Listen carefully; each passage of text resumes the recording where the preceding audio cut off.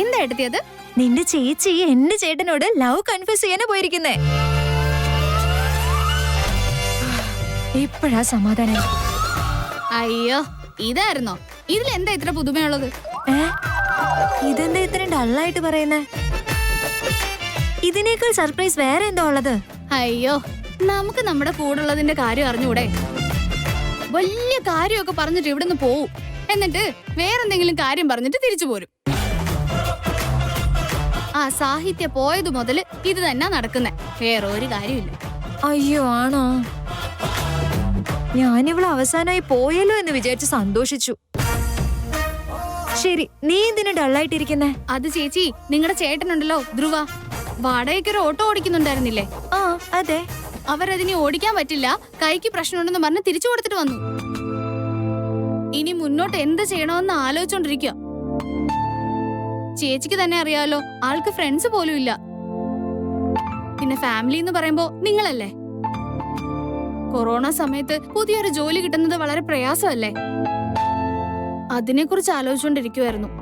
എന്റെ college Facebook ഗ്രൂപ്പിൽ ഒരു ജോബ് ഓപ്പർച്യൂണിറ്റിയെ പറ്റിയുള്ള പോസ്റ്റ് ഞാൻ കണ്ടിട്ടുണ്ടായിരുന്നു. അത് ഞാൻ അവന് അയച്ചു കൊടുക്കാം. അറ്റ്ലീസ്റ്റ് ഇന്റർവ്യൂ എങ്കിലും അറ്റൻഡ് ചെയ്യട്ടെ. ഓക്കെ അല്ലേ? നല്ല ഐഡിയ ഏട്ടത്തി. ആ ഏട്ടത്തിക്ക് പ്രോബ്ലം ഒന്നും ഇല്ലെങ്കിൽ അതൊന്ന് എനിക്ക് അയച്ചു തരുമോ? ഞാൻ കൊടുത്തോളാം അത്. ശരി മോളെ, ഞാൻ അയച്ചേക്കാം.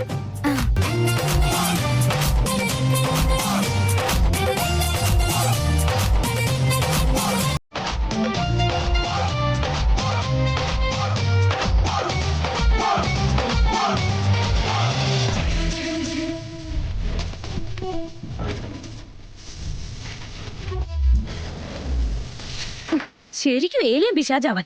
ബുദ്ധിയില്ല. നാട്ടുകാരുടെ എല്ലാ കാര്യവും നടക്കണം, പക്ഷെ എന്നെ പറ്റി മാത്രം ചിന്തിക്കില്ല. ചേട്ടാ, നിനക്കൊന്നും പറ്റിയില്ലല്ലോ അല്ലേ? വേറെ ആരെങ്കിലും ആയിരുന്നെങ്കിൽ ഷോൾഡർ അടിച്ചു പോയനെ. നിന്റെ ഈ തലതിരിഞ്ഞ സ്വഭാവം ഞാൻ ചെറുപ്പത്തില് കാണുന്നല്ലേ, അതുകൊണ്ട് രക്ഷപ്പെട്ടു. അയൺ വുമൺ വരുന്ന സമയത്ത് കുറച്ച് നോക്കിയൊക്കെ വേണം വരാൻ. അതെന്താ? അയൺ വുമണ് കണ്ണു കാണില്ലേ? അവർക്കും ശ്രദ്ധിച്ചൊക്കെ നടന്നൂടെ? അവള് നോക്കിയൊക്കെ തന്നെയാ വന്നത്. പക്ഷെ എന്ത് ചെയ്യാനാ, തലയും വയറും ഒരുമിച്ച് ഭരണമാവുന്നുണ്ടെങ്കിൽ എങ്ങനെ കണ്ടീഷൻ കറക്റ്റ് ആവാനാണെന്ന് പറ. അല്ല, നിനക്കെന്തിനാ ഇപ്പൊ ഇത്ര ദേഷ്യം? എന്താ കാര്യം? അകത്തുണ്ടല്ലോ ഒരു കള്ള ചെറുക്കൻ, അവന് കുറച്ച് കൂടുന്നുണ്ട്. അവന്റെ ഓരോ രക്തത്തുള്ളിയിലും അഹങ്കാരം ഇങ്ങനെ നിറഞ്ഞു നിൽക്കുക. ദേഷ്യം കാണിക്കാതെ അമ്മു. ഞാൻ വേദാന്തിനെ കോളേജ് ഡേ തൊട്ട് കാണുന്നതാ. അവന് ആദ്യം വിക്കി എന്ന് പറഞ്ഞ ഭയങ്കര ജീവനാ. അതുപോലെ തന്നെയാണ് അവൻ അവന്റെ ഫാമിലിയും. ഇപ്പോ എന്റെയും ആദ്യയുടെയും കല്യാണത്തിന് ശേഷം എന്നോടും അവൻ അങ്ങനെ തന്നെയാ. പക്ഷേ അവന് നിന്നോടുള്ള കെയർ ഉണ്ടല്ലോ, അത് പുറത്താരോടും ചെയ്യുന്നത് ഞാൻ കണ്ടിട്ടില്ല. അവന് പെൺകുട്ടികള് പ്രേമം എന്നൊക്കെ പറയുന്നത് വലിയ ഡിസ്ട്രാക്ഷൻ എന്ന പ്രിൻസിപ്പിളാ ഫോളോ ചെയ്യുന്നത്. അവനിപ്പോഴും പ്രണയം എന്ന കാര്യം ഒരു കെയർ ആയിട്ട് മാത്രമാണ് വിചാരിക്കുന്നത്. അവൻ എന്നോടുള്ളത് പ്രേമമാണെന്ന് മനസ്സിലാവുന്നുണ്ട് ചേട്ടാ, പക്ഷെ പറയാൻ പറ്റുന്നില്ല. മണ്ടൻ. അത് പ്രണയമാണെന്ന് മനസ്സിലായാൽ തീർച്ചയായിട്ടും പറയും. ഇത്രയൊക്കെ നിന്നെ കെയർ ചെയ്യുന്ന അവനെ പറ്റി നീ ഇങ്ങനെയൊക്കെ സംസാരിച്ച അതവന് വിഷമാവില്ലേ? ഇതിനേക്കാളും കൂടുതൽ ഡയറക്റ്റ് ആയിട്ട് പറഞ്ഞിട്ടാ വന്നിരിക്കുന്നത്. അവന് നിന്നോട് തോന്നുന്ന പ്രണയം എന്തെങ്കിലും മനസ്സിലായ ആ പ്രശ്നം അങ്ങ് തീരും.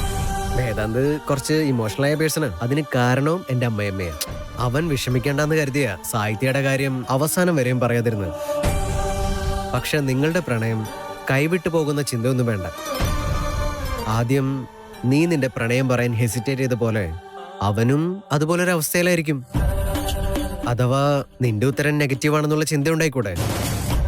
ചേട്ടാ, അത് നീ അവനെ സ്നേഹിക്കുന്നുണ്ടാവും, അതുപോലെ തന്നെ അവനും സ്നേഹിക്കുന്നുണ്ടാവും. പക്ഷെ നീ അവനെ സ്നേഹിക്കുന്നുണ്ടെന്നുള്ള കാര്യം അവൻ അറിയിച്ചിട്ടുണ്ടോ? ഞാൻ ഈ കാര്യം 1-2 പ്രാവശ്യം ഇൻഡയറക്റ്റ് ആയിട്ട് പറഞ്ഞതാ. പൊട്ടനാ, മനസ്സിലാവില്ല അവന്.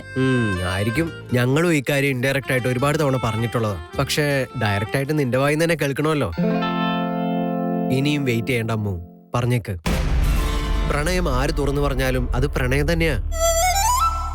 ചുമ്മാ റൗഡി ബേബി എന്ന് പറഞ്ഞാ പോരാ, നിനക്ക് നിന്റെ പ്രണയം തുറന്നു പറയാൻ പോലും ധൈര്യമില്ല. ശരി, ചെല്ല്.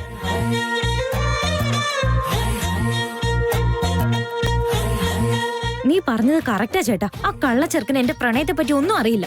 ഇൻഡയറക്റ്റ് ആയിട്ട് പറഞ്ഞാൽ മനസ്സിലാവാനുള്ള ബുദ്ധിയും ഇല്ല അവന്. മൈക്ക് വെച്ച് പറയണമെന്നാ തോന്നുന്നേ.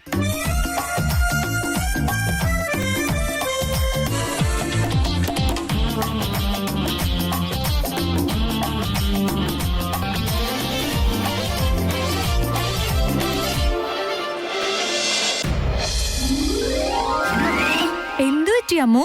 മുഖമൊക്കെ എന്താ ഇങ്ങനെ ഇരിക്കുന്നത്? ഒന്നുമില്ലെങ്കിലും നീ ഒരു റൗഡി ബേബി അല്ലേ എന്റെ അമ്മു? എല്ലാത്തിനും നിങ്ങളുടെ ചേട്ടനാ കാരണം. അവൻ ശരിയല്ല, കുറച്ചുപോലും ശരിയല്ല. ലൂസ് അവൻ, വലിയ ലൂസ്, ബിഗ്ഗസ്റ്റ് ലൂസ്. വേണമെന്ന് വിചാരിച്ച് എനിക്ക് ഭ്രാന്ത് പിടിപ്പിക്കുന്ന പോലെ ചെയ്യുന്നേ. അല്ല, അവനെ പറ്റി എന്താ കരുതി വെച്ചിരിക്കുന്നേ? ഇപ്പൊ വേറെ ആരെങ്കിലും ആയിരുന്നെങ്കിൽ ഇപ്പൊ ഇടിച്ച് പരത്തി ഒരു പരുവാക്കി ചളുങ്ങിപ്പോയ ഏതെങ്കിലും പാത്രം പോലെയാക്കി ദൂരെ എവിടെയെങ്കിലും കാട്ടിലേക്ക് വലിച്ചെറിഞ്ഞാനെ. ഞാനൊരു ഐഡിയ പറയാം. ആദ്യ, why are you so excited? എന്തു പറ്റി?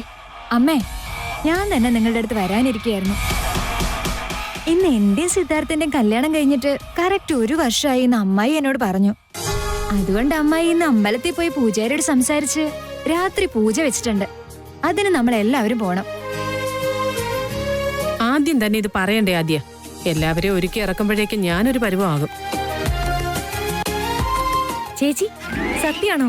എന്നിട്ട് എന്താ എന്നോട് ആദ്യം പറയാത്തെ? നീ പൊട്ടിയാണോ അമ്മോ? ഈ പൂജ അറേഞ്ച് ചെയ്ത് തന്നെ ഞാനാ. അമ്മോ, ഇപ്പൊ ഞാൻ എല്ലാവരെയും വിളിച്ചോണ്ട് അമ്പലത്തിലേക്ക് പോവും. അപ്പൊ വീട്ടില് നീയും വേദാന്തേട്ടനും മാത്രം. രാത്രി റൊമാൻറ്റിക് കാൻഡിൽ ലൈറ്റ് ഡിന്നറും. നിനക്ക് വേണ്ടി ഞാൻ ഒരു പുതിയ സാരി കൂടി എടുത്തു വെച്ചിട്ടുണ്ട്. ഇങ്ങനെ ഒരു ചാൻസ് മിസ്സാക്കല്ലേ? അപ്പെല്ലാം പറഞ്ഞ പോലെ. എന്താ ഇട്ടതി നിങ്ങൾ സഡൻ ആയിട്ട് ഇത്ര വലിയ റിസ്ക് ഒക്കെ എടുക്കുന്നേ? അല്ലല്ല, എനിക്ക് തരുന്നേ. നല്ല പേടിയാവുന്നുണ്ട്. വെറും വാ കൊണ്ട് റൗഡി ബേബി എന്ന് പറഞ്ഞാ പോരാ.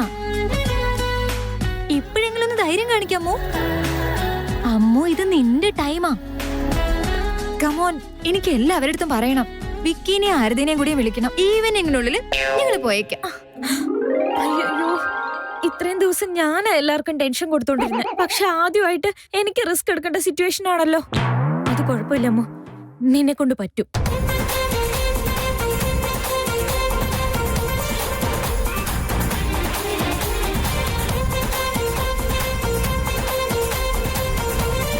ആദ്യ, അവസാനം മറന്നുപോയെന്ന് എന്നോട് പറയരുത്. ടാബ്ലറ്റ് എല്ലാം കൃത്യസമയത്ത് കഴിക്കണം. മരുന്നിന് എങ്ങനെ ആദ്യം മധുരം ഉണ്ടാവുന്നേ? എന്റെ ചക്കര ആദ്യല്ലേ. ഞാൻ ഓഫീസിൽ നിന്ന് വരുമ്പോ സ്വീറ്റ്സ് കൊണ്ടുവരാം. ഓക്കെ അല്ലേ? Good girl. ആ വേദാന്ത്, ഡീൽ ഓക്കെ ആയിട്ടുണ്ട്.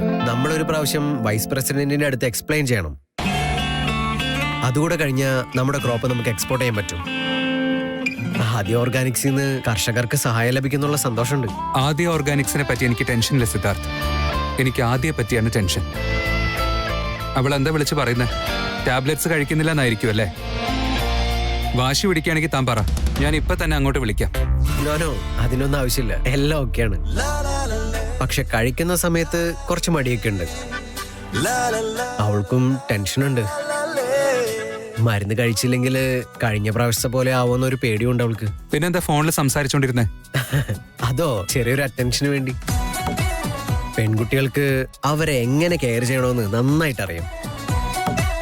അതുപോലെ തന്നെ അവര് നമ്മളെയും കെയർ ചെയ്തോളും. ഒരു പെൺകുട്ടിക്ക് ഒരു പയ്യനോട് സ്നേഹം തോന്നുന്നു വെച്ചാൽ അവന്റെ ഫാമിലിക്കും അവന്റെ ഇഷ്ടങ്ങൾക്കും അവന്റെ ബുദ്ധിമുട്ടുകൾക്കും എല്ലാം നേരിടാൻ അവര് റെഡി ആയിട്ടുണ്ടാവും. നമുക്ക് നമ്മളെ പറ്റി അറിയുന്നതിനേക്കാളും കൂടുതൽ അവർക്ക് നമ്മളെ പറ്റി അറിയാൻ പറ്റും. നമുക്കിതൊക്കെ വളരെ ചെറിയൊരു കാര്യമാണ്. ശരിക്കൊന്നും ആലോചിച്ച് നോക്കിയാൽ അവരുടെ മുമ്പിൽ നമ്മൾ ഒന്നുമല്ല. അത് സത്യം സിദ്ധാർത്ഥ്. അമൂല്യക്ക് മാത്രമാ എനിക്ക് ഇഷ്ടപ്പെട്ട കോഫി ഉണ്ടാക്കാനോ അത് എത്ര സ്ട്രോങ് ആയിരിക്കണം എന്നൊക്കെ അറിവുള്ളത്. നമ്മൾ ആണുങ്ങളുണ്ടല്ലോ വേദാന്ത്, നമ്മളെല്ലാവരും സ്വാർത്ഥരാ. നമുക്ക് അവരുടെ കഷ്ടപ്പാടും ത്യാഗവും എല്ലാത്തിനെ പറ്റി അറിഞ്ഞാലും ജോലി അത് ഇതെന്നൊക്കെ പറഞ്ഞ് ബിസിയാവും. അവരെ നമ്മൾ ഇഗ്നോർ ചെയ്യാറാണ് പതിവ്. അതുകൊണ്ട് അവർക്കെല്ലാവർക്കും തോന്നും അവരെയും ആരെങ്കിലും ഒക്കെ സ്നേഹിക്കണമെന്നും. ഒരു കണക്കിന് അവരങ്ങനെ ചിന്തിച്ചാലും അത് ശരിയല്ലേ? സത്യമാണ് സിദ്ധാർത്ഥ്. ഞാൻ ഈ രീതിയിൽ ആലോചിച്ചിട്ടേ ഉണ്ടായിരുന്നില്ല. പക്ഷെ നമ്മളാണെങ്കിൽ നമ്മുടെ ലൈഫ് സ്റ്റൈലും റൊട്ടീനും അവർക്ക് വേണ്ടി മാറ്റാനായിട്ട് ഒരുപാട് ബുദ്ധിമുട്ടും വേദം. അവരും അവരുടെ ലൈഫ് സ്റ്റൈലും ഡ്രീംസും സമയവും എല്ലാം നമുക്ക് വേണ്ടി മാറ്റിവെക്കുമ്പോ നമ്മൾ ഏറ്റവും കുറഞ്ഞത് അവരെ സ്നേഹിക്കുന്നുണ്ടെന്നുള്ള കാര്യം ഓപ്പൺ ആയിട്ട് പറയണ്ടേ? അതും സത്യം സിദ്ധാർത്ഥ്. ആദ്യം എപ്പോഴും അങ്ങനെ തന്നെയാ. ആദ്യം എന്നല്ല വേദാന്ത്, എല്ലാ പെൺകുട്ടികളും അങ്ങനെ തന്നെയാണ്. തല ഉയർത്തി എന്ത് പ്രശ്നം വന്നാലും അത് ഫേസ് ചെയ്ത് നല്ല സ്ട്രോങ് ആയിട്ട് നിൽക്കും. വിക്കി പറയുന്നത് പോലെ പെൺകുട്ടികളാണ് ക്ലിയർ ആയിട്ടുള്ളത്. അങ്ങനെയാണോ? പക്ഷേ ഈ പ്രണയത്തിന്റെ കാര്യത്തിൽ ഒരു വ്യത്യാസമുണ്ട്. ആൺകുട്ടികൾ തന്നെ നേരിട്ട് വന്ന് അവരോട് അവരുടെ പ്രണയം പറയണമെന്ന് ആഗ്രഹിക്കും. അവരുടെ ഇണയാണ് അവരുടെ ലോകം എന്ന് വിചാരിക്കുന്നവർക്ക് നമുക്ക് എന്തൊക്കെ ചെയ്യാൻ പറ്റുമല്ലേ? അവർക്ക് നമ്മുടെ പ്രണയം അറിയില്ലെന്നല്ല വേദാന്ത്. അത് വളരെ നന്നായിട്ട് അറിയായിരിക്കും. പക്ഷെ ആ കാര്യം നമ്മുടെ നാവിൽ തന്നെ കേൾക്കാൻ അവർ ആഗ്രഹിക്കും. ആ അമ്മ പറഞ്ഞു നമുക്കൊരു പൂജയുണ്ടെന്ന്, വേഗം ചെല്ലാൻ പറഞ്ഞു. നോക്കിയേ, അവളാ. ടാബ്ലറ്റ് കഴിച്ചോ മോളെ? രണ്ടും കഴിച്ചോ? ആ ടോണിക്കിന്റെ കാര്യം പറഞ്ഞില്ലല്ലോ.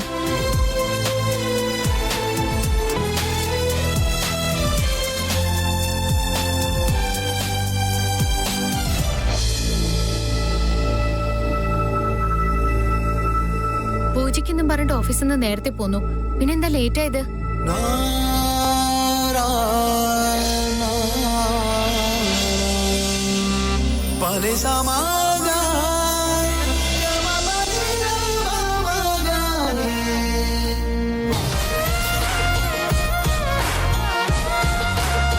വിക്കി, ഐ എം സോറി. ഇന്ന് ഞാൻ വിക്കി പറഞ്ഞ സാരി തന്നെ ഉടുക്കാം. വിക്കി വാങ്ങിച്ചു തന്ന നെക്ലേസും ഇടാം. നടന്നതൊക്കെ നമുക്ക് രണ്ടുപേർക്കും മറക്കാം. ഞാനിന്ന് ഓഫീസിലിരുന്ന് മൊത്തം ഇതിനെപ്പറ്റി ആലോചിച്ചുകൊണ്ടിരിക്കുകയായിരുന്നു. നമ്മൾ പ്രേമിച്ച് കല്യാണം കഴിച്ചത് ഇങ്ങനെ വഴക്കിടാൻ വേണ്ടിയല്ല. ഈ വഴക്കിങ്ങനെ മുന്നോട്ട് കൊണ്ടുപോകാൻ എനിക്ക് ഒട്ടും ഇഷ്ടമല്ല. അളയും പറയുമായിരുന്നു, കല്യാണം കഴിഞ്ഞിട്ട് ആദ്യത്തെ ഒരു വർഷം അഡ്ജസ്റ്റ് ചെയ്യാൻ വേണ്ടിയിട്ട് രണ്ടുപേർക്കും കുറേ സമയം എടുക്കുന്നു. പുതിയൊരു അറ്റ്മോസ്ഫിയറിൽ വന്നാലേ, അതുകൊണ്ടാ. നീ എനിക്കും എൻ്റെ ഫാമിലിക്കും വേണ്ടിയിട്ട് ഒരുപാട് കഷ്ടപ്പെടുന്നുണ്ട്. ഞാനും സില്ലിയാവാൻ പാടില്ലായിരുന്നു. I am sorry too. അങ്ങനൊന്നും പറയണ്ട. വിക്കി എന്നോട് പറഞ്ഞതില് ഒരു തെറ്റുമില്ല. അതൊക്കെ ഞാനിരുന്ന് ആലോചിച്ചപ്പോ എനിക്ക് കാര്യങ്ങൾ മനസ്സിലായി. തെറ്റെല്ലാം എന്റേതാണ്. വിക്കിക്ക് എന്താണ് ഇഷ്ടം, എന്താണ് ഇഷ്ടമല്ലാത്തത്, ഇതൊക്കെ ഞാൻ മനസ്സിലാക്കണമായിരുന്നു.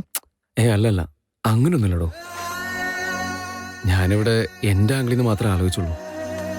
നിനക്ക് ഈ വീട്, ഇവിടുത്തെ ആൾക്കാർ, ഇവിടുത്തെ അവസ്ഥ, ഇവിടുത്തെ രീതികളെല്ലാം നിനക്ക് പുതിയതാണ്. എന്നിട്ടും നിനക്കതൊരു പ്രോബ്ലം അല്ല എന്ന് പറഞ്ഞുകൊണ്ട് നീ പിന്നെ അഡ്ജസ്റ്റ് ആവാൻ ശ്രമിക്കുക. വീട്ടിൽ വേറെ ആരെങ്കിലും കൂടെ നിനക്ക് മിസ്അണ്ടർസ്റ്റാൻഡിങ് ആയിട്ടുണ്ടെങ്കിൽ ഞാൻ നിന്റെ കൂടെ തന്നെ നിന്ന് അതെല്ലാം സോൾവ് ചെയ്യണമായിരുന്നു. പക്ഷെ ഞാനും നിന്നെ ഒരുപാട് കരയിപ്പിച്ചു. I am sorry too. ഇല്ല ഇല്ല, I am sorry. No, I am sorry. ഇല്ല, ഐ എം സോറി. രണ്ടുപേരുടെയും ഭാഗത്ത് തെറ്റുണ്ട്. ഓക്കെ. രണ്ടുപേരും തെറ്റ് ചെയ്തതിന് രണ്ടുപേർക്കും ശിക്ഷ കിട്ടണം. എന്ത് ശിക്ഷ? അതെന്ത് ശിക്ഷയാണെങ്കിലും ഞാൻ റെഡിയാ.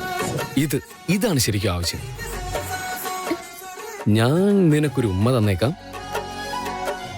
നീയും എനിക്കൊരു ഉമ്മ തന്നേക്ക്. അപ്പൊ ഏകദേശം നമ്മുടെ തെറ്റൊക്കെ ക്ഷമിക്കാം.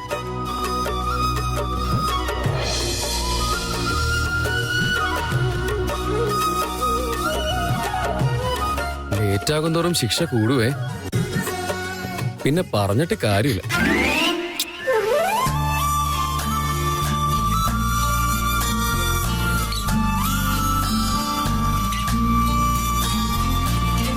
സോറി ആർത്തി, ഞാൻ ഒരുപാട് തെറ്റ് ചെയ്തു. സോ ഞാനൊരു ഉമ്മ മാത്രം തന്നാ അത് തുല്യാവില്ല. അതുകൊണ്ട്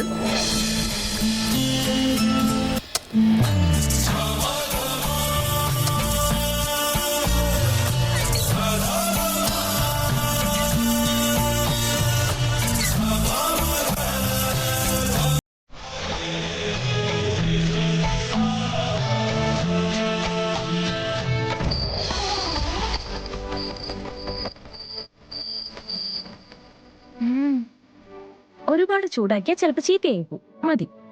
നിങ്ങൾ പറഞ്ഞതൊക്കെ റെഡിയാക്കിയിട്ടുണ്ട് ചേച്ചി. വേണമെങ്കിൽ പറയൂ, ഭക്ഷണവും ഞാൻ തന്നെ ഉണ്ടാക്കും. അയ്യോ വേണ്ട ചേച്ചി, ഇപ്പൊ ചെയ്തത് തന്നെ എനിക്ക് വലിയ ഹെൽപ്പായിരുന്നു. ബാക്കിയൊക്കെ ഞാൻ ചെയ്തോളാം. Thank you. ശരി ചേച്ചി.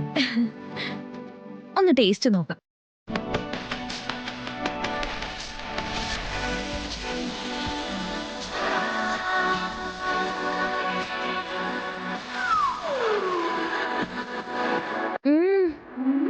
ആഹാ, ഇതാണ് ടേസ്റ്റ് എന്ന് വെച്ച.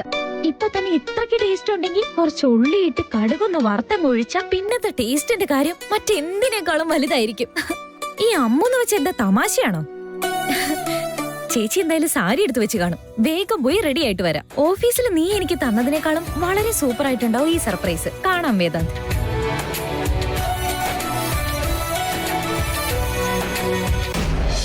സിദ്ധാർത്ഥ് പറഞ്ഞത് ശരിയാണ്.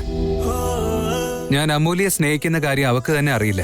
അങ്ങനെയുള്ളപ്പോ അവൾ ആദ്യം എന്നോട് ഇഷ്ടം പറയണമെന്ന് എക്സ്പെക്ട് ചെയ്യുന്നത് തെറ്റാണ്. എനിക്ക് അവളോട് ഇഷ്ടം പറയാനുള്ള ടെൻഷൻ ഉള്ളത് പോലെ തന്നെ എന്റെ റിപ്ലൈ എന്തായിരിക്കും എന്നുള്ള ടെൻഷൻ അവക്കും ഉണ്ടായിരിക്കില്ലേ? ഞാൻ തന്നെ അവളോട് പറയാം.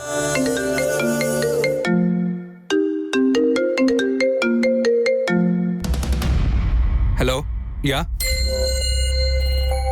ഓക്കെ. ആ ക്ലയൻസ് ഇന്ന് അവൈലബിൾ ആണെന്നാണല്ലോ പറയുന്നത്. ആ സിദ്ധാർത്ഥ് ആണെങ്കിൽ എന്തോ പൂജയുണ്ടെന്ന് പറഞ്ഞപ്പോ പോയല്ലോ. വിക്രാന്തും ആരതിയും പോയിട്ടുണ്ടാവും. വിക്രാന്തും സിദ്ധാർത്ഥും ഈ ഡീലിന് വേണ്ടി ഒരാഴ്ചയായി കഷ്ടപ്പെടുക. അവരില്ലാത്ത സ്ഥിതിക്ക് ഞാൻ തന്നെ ഇത് ഫൈനലൈസ് ചെയ്യണം. സിദ്ധാർത്ഥിനോട് ഡീറ്റെയിൽസ് അയക്കാൻ പറയാം. മീറ്റിംഗ് എന്തായാലും ലേറ്റ് നൈറ്റ് ആയിട്ടേ കഴിയുള്ളൂ. ഐ എം സോറി കഴുതേ, നീ നാളെ വരയ്ക്കും കാത്തിരുന്നേ പറ്റൂ.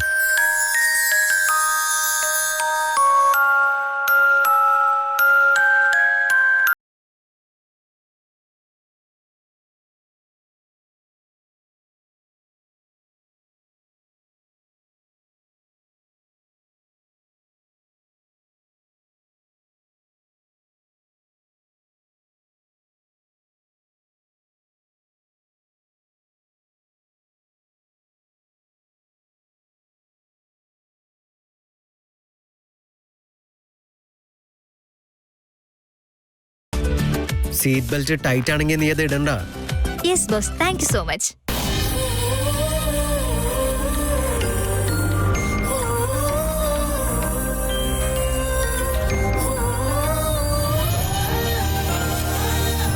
ഫൈനലി വേദാന്ത് ഏട്ടനും അമ്മു ഒന്നായാ മതിയായിരുന്നു അല്ലേ?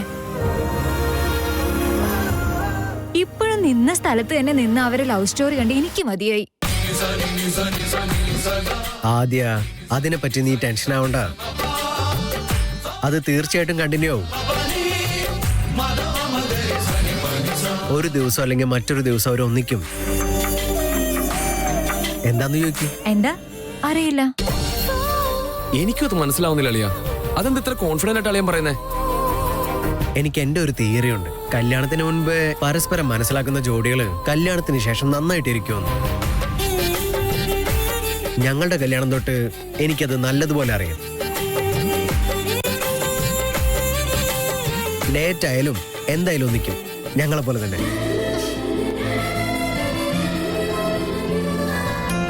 ഞങ്ങള് പറഞ്ഞത് അവര് തീർച്ചയായിട്ടും ഒന്നാകുമെന്നാ. അത് എന്ത് കോൺഫിഡൻസിലാ ഇപ്പൊ പറഞ്ഞത്? അല്ലാതെ കല്യാണത്തിന് ശേഷം നന്നായിട്ടിരിക്കും അല്ലേന്നൊന്നും അല്ല. അങ്ങനെ ചോദിക്കാതെയാ. മേനോൻ കുടുംബത്തിലെ കുട്ടികള് ഈ കാര്യത്തിൽ കഴിവില്ലാത്തവരാണെന്ന് ഞാൻ അറിഞ്ഞില്ല. അവരുടെ ഇടയിൽ ഇപ്പോഴും ലവ് ഉണ്ട്. അവര് രണ്ടുപേരും അത് ശരിക്കും മനസ്സിലാക്കുന്നുണ്ട്. ഇത്രയും റീസൺ ഉള്ളപ്പോ അവരൊന്നാവാനും കല്യാണം കഴിക്കാനും എന്ത് റിസ്ക് കൊടുക്കും തോന്നില്ലേ? ഇതിൽ എന്തോ ഒരു പോയിന്റ് ഉണ്ട്. ഇതിലാണ് പോയിന്റ് ഉള്ളത്. ഈ ആദ്യം ഒരു പേടിത്തുറിയാ. ഞങ്ങൾ തമ്മിലുണ്ടായിരുന്ന ഇഷ്ടം വേദാന്തിനോട് പോലും പറയാൻ ധൈര്യം ഉണ്ടായില്ല. ഞങ്ങൾക്ക് രണ്ടുപേർക്കും ഒരു അണ്ടർസ്റ്റാൻഡിംഗ് ഉണ്ടായിരുന്നു. ആ കോൺഫിഡൻസ് ആണ് അവൾക്ക് വീട്ടിൽ പോയി പറയാനുള്ള ധൈര്യം ഉണ്ടാക്കിയത്.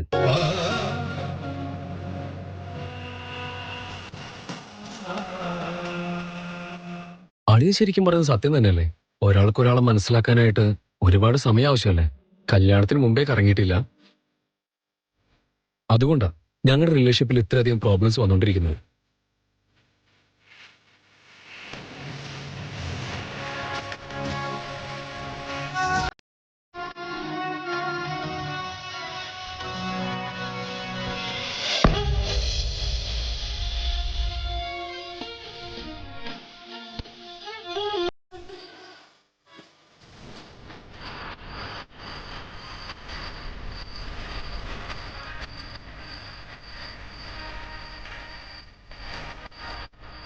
എത്ര നേരമായി ഇതുവരെ വന്നില്ല.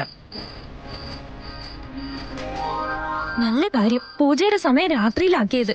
ഇല്ലായിരുന്നെങ്കിൽ ഇവിടുത്തെ അമ്മ എങ്ങാനും എന്നെ കണ്ടാ പിന്നെ ആവശ്യമില്ലാതെ ഈ വേഷത്തിൽ എന്നെ ഒരു കോമഡി പീസ് ആക്കിയേനെ. അയ്യോ, ഇത് എവിടെയാ ഉള്ളത് വേദ? ഒന്ന് വേഗം വന്നൂടെ?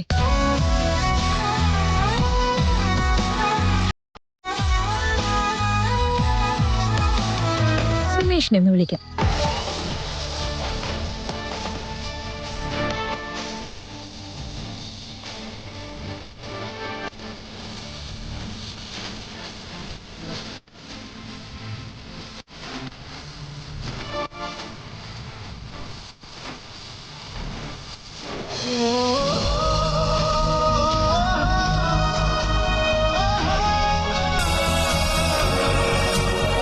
അത് ശരി, ഈ കഴുത എനിക്ക് വേണ്ടി ഇത്ര നേരം ഇവിടെ വെയിറ്റ് ചെയ്യായിരുന്നു അല്ലേ?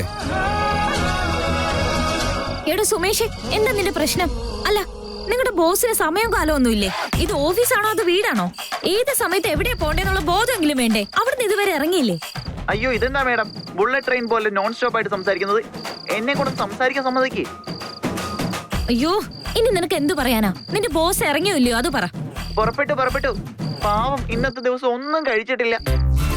എന്തെങ്കിലും ഓർഡർ ചെയ്ത് തരാന്ന് പറഞ്ഞപ്പോ ഇല്ല, വീട്ടിൽ പോയി കഴിച്ചോളാം എന്ന് പറഞ്ഞു.